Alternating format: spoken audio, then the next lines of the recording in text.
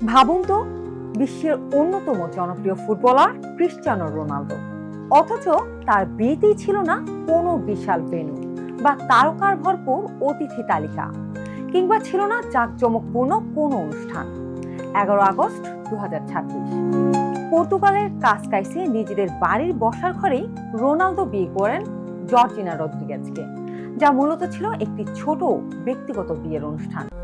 দর্শক, এই তারকা দম্পতির বিয়ের খবর জানাবো আমি, লোপা ইসলাম।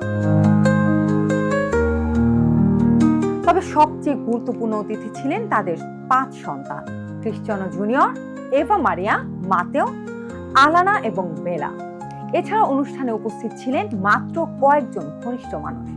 অর্থাৎ রোনালদোর এই বিশেষ দিনটি ছিল একটি পারিবারিক অনুষ্ঠানের মতোই।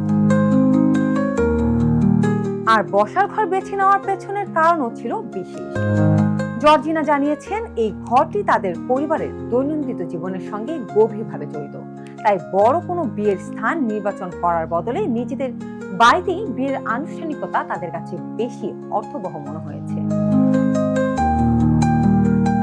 এই বিয়ের আরো একটি গুরুত্বপূর্ণ দিক আছে, তা হলো 2016 সালে মাদ্রিদের একটি গুচি দোকানে প্রথম দেখা হয়েছিল রোনালদো আর জর্জিনার। 10 বছর পর বিয়ের দিনও দুজনই গুচির পোশাক পরেন, যেন সম্পর্কের গল্পের পুনরাবৃত্তি হয়।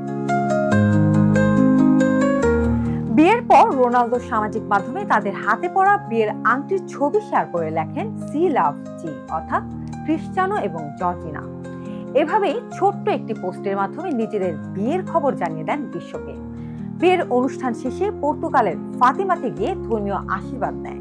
তবে ভবিষ্যতে পরিবার ও কাছের মানুষদের নিয়ে বড় আয়োজনের সম্ভাবনাও রয়েছে বলে জানা গেছে। তারকাদের বিয়ে মানেই যেখানে চোখ ধাঁধানো আয়োজন, সেখানে রোনালদোর এই সিদ্ধান্ত যেন ভিন্ন এক বার্তা। 10 বছরের সম্পর্কের পর জাঁকজমক নয়, পরিবার আর ভালোবাসাকেই প্রাধান্য দিলেন এই দম্পতি। আর সেই কারণেই হয়তো রোনালদো ও জর্জিনার বিয়ের এই ছোট্ট আয়োজন যেন হয়ে উঠেছে আরো বিশেষ।